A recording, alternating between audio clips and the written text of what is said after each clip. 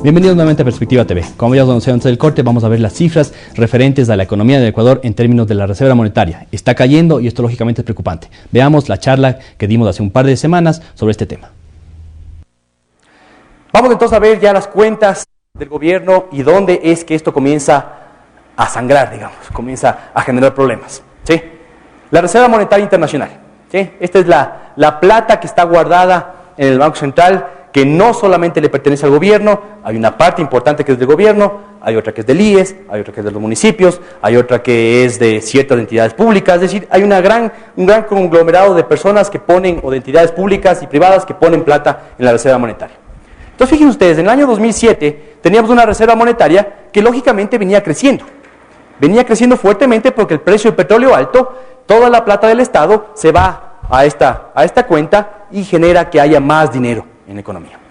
Comienza a caer el precio del petróleo, ¿no? Y al mismo tiempo el gasto del gobierno se mantiene a esa tasa que vimos del 55%, y lo que tú tienes que hacer es utilizar de esa plata y comenzar a gastar, no hay otra forma de hacerlo.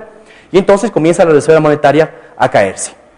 Pero uno ve aquí esta cifra, y solamente en este año 2007-2008, digamos estos dos últimos años, ¿hay un problema o no? Fíjense la cifra, ¿no? Estábamos en el 2007 en un poquito más arriba de 2.000 millones de dólares y actualmente tenemos cerca de 3.000 millones de dólares, ¿no? 3.000 y pico millones. Es decir, estamos más altos que cuando comenzó Rafael Correa. El gran problema de esto no es lo que ha pasado, sino lo que puede pasar. Es decir, aquí sí hay que hacer un poquito de futurología. Si sabemos que el gobierno tiene predisposición a gastar fuertemente, como lo ha demostrado en las cifras, ¿no? Esto no es un tema político, es un tema de cifras, ¿qué puede pasar si es que esto sigue cayendo? Porque esto es una caída extremadamente fuerte. Entonces, o logramos revertir esto o vamos a tener un problema. Pero en términos de reserva monetaria, digamos que todavía hay dinero. Veamos la cuenta del gobierno, veamos la plata que tiene el gobierno dentro de esta reserva monetaria. Esta es la que se conoce como la cuenta única del tesoro, ¿sí? Y es esta información de acá. Teníamos esta cuenta entre el año 2006 y actualmente hasta la semana pasada, de hecho aquí está hasta el lunes esta información, ¿sí? Hasta el 13 de marzo de este año, ¿sí? Teníamos que venía creciendo la cuenta del tesoro hasta mediados del año pasado y llegó a un nivel histórico de tener 2.500 millones de dólares en reserva, en la cuenta, en tu cuenta corriente, ¿no?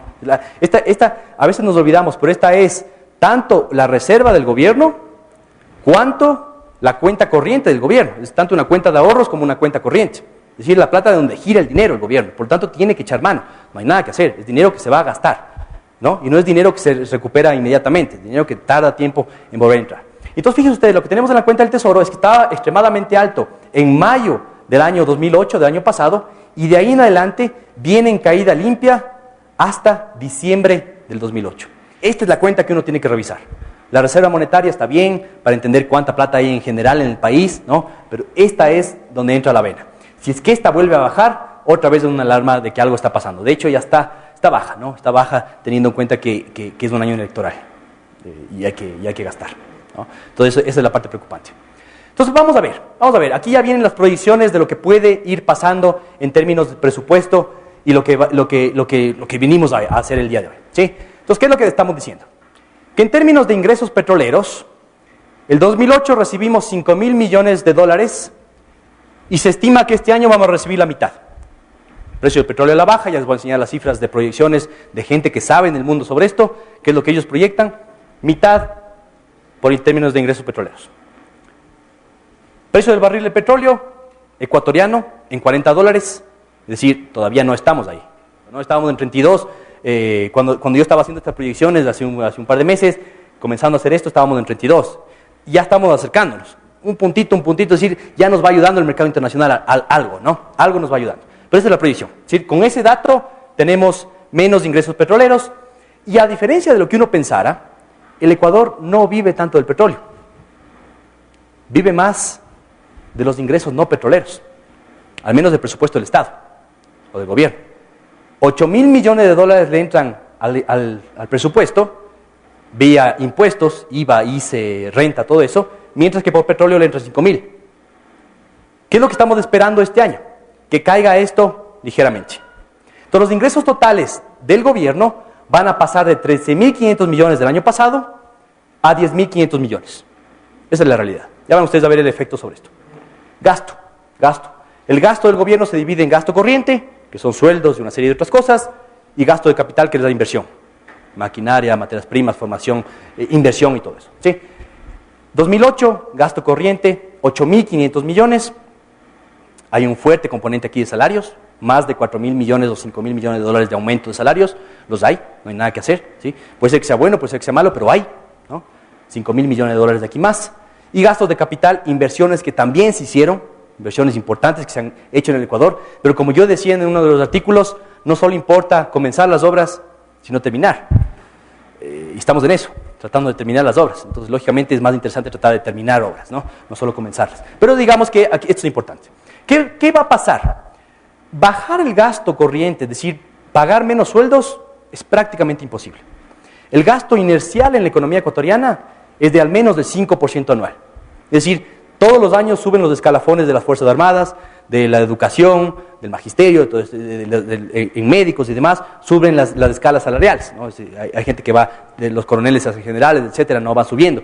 Solo ese gasto inercial, sin aumentar sueldos, ya genera presión sobre el gasto. Es decir, hay que aumentar el 5% como mínimo en este lado, si no quieres tener revueltas populares, si no quieres tener problemas. En cambio, en gastos de capital sí puedes reducir. En gastos de capital sí puedes tratar de reducir este nivel. Y aquí es realmente donde va a estar el componente fuerte de reducción este año. Ya vamos a hacer la sensibilidad para que ustedes vean qué tan fuerte tiene que ser esta reducción. ¿Sí? El gasto total entonces va a estar alrededor muy similar a lo que estuvo el año pasado. ¿Se dan cuenta lo que significa eso? Que entre el 2007 y 2008 el globo económico, la torta económica creció en 55% y ahora tiene que crecer al 3-4% entre gasto corriente y gasto de inversión, quitándole y imponiéndole. La gran pregunta es, ¿podemos hacer eso? Esa es la gran pregunta. Y la respuesta lógica es, tenemos que hacerlo. No hay opción. O sea, tenemos que hacerlo. ¿Sí? Entonces, estas son las cifras. Ya les voy a mostrar un poquito más detallado esto. ¿Cuál es mi proyección base, digamos? La proyección del Departamento de Investigación en términos de supuestos. Que el petróleo del Ecuador esté en $40, este es el escenario base, el escenario más típico que puede darse. Que el petróleo esté en $40, el nuestro, WTI tendría que estar 50, 55 dólares por ahí, para arriba, ¿no? Siempre tenemos un descuento en este lado. Que los ingresos petroleros caigan en 47%, esa mitad que vimos anteriormente. Que los ingresos tributarios caigan 11%. Esta es una de las cifras más discutidas, este 11%. Porque el SRI está apuntando, tampoco tenemos cifras exactas de cuánto planifica el SRI, pero el SRI cree que va a recaudar más. No sé, a mí me parece complicado esto. Es decir, una recesión económica, una crisis financiera mundial, menos remesas, menos exportaciones, menos disposición a pagar, yo no veo de dónde puede salir esto, ¿no? Y lamentablemente el resto de analistas creen que tampoco va por ahí la cosa. Entonces, una caída del 11%. Pero ya vamos a jugar con los números para ver qué pasaría si es que está bien el SRI y estamos mal nosotros, ¿sí? Gasto corriente, como les decía, que suba en 5% y que el gasto de capital baje en 7%. Tiene que haber menos inversión, no hay nada que hacer. Vamos a cortar algunas obras, vamos a dejar de pagar ciertas cosas, pero hay que reducir esto en 7%. Con esto, el déficit del gobierno estaría en 2.750 millones de dólares. Lo que se menciona ahora en las cifras oficiales es 1.500 millones. Nadie cree que eso es cierto. 1.500 millones no es del déficit. El déficit está alrededor de esto, ¿no? Tenemos plata del IES, que buenamente está dispuesto a prestar al gobierno, y claro, siempre el IES pone plata en el mercado, y siempre, no hay muchas personas dispuestas a comprarle, pero el IES siempre está dispuesto a comprarle porque es una buena inversión, ¿no? Porque el gobierno generalmente ha pagado, no, de hecho es una buena inversión, lo estoy diciendo en serio, paga más que el sector privado, paga más que los bancos, entonces tu inversión es más alta. El gran problema de eso, y esto lo vemos en la parte de macro, de política económica, el gran problema de eso es que tú entras a competir con el sector privado, porque esa plata que del IES que estaba en los bancos, por ejemplo, ahora lo que hace es salir de los bancos y entregarse al gobierno. Con eso tú tienes menos oferta de dinero en los bancos, la tasa de interés se presiona a la alza y comienzas a competir con cada uno de ustedes que quiere dinero. ¿Sabe qué? No, le presté al gobierno porque paga más, porque es mejor inversión, sí es cierto. Pero al hacer eso te quedas sin dinero en la economía, justamente cuando más dinero necesitas ahora. Cuando más deberíamos tener crédito, menos tenemos, ¿no? Entonces,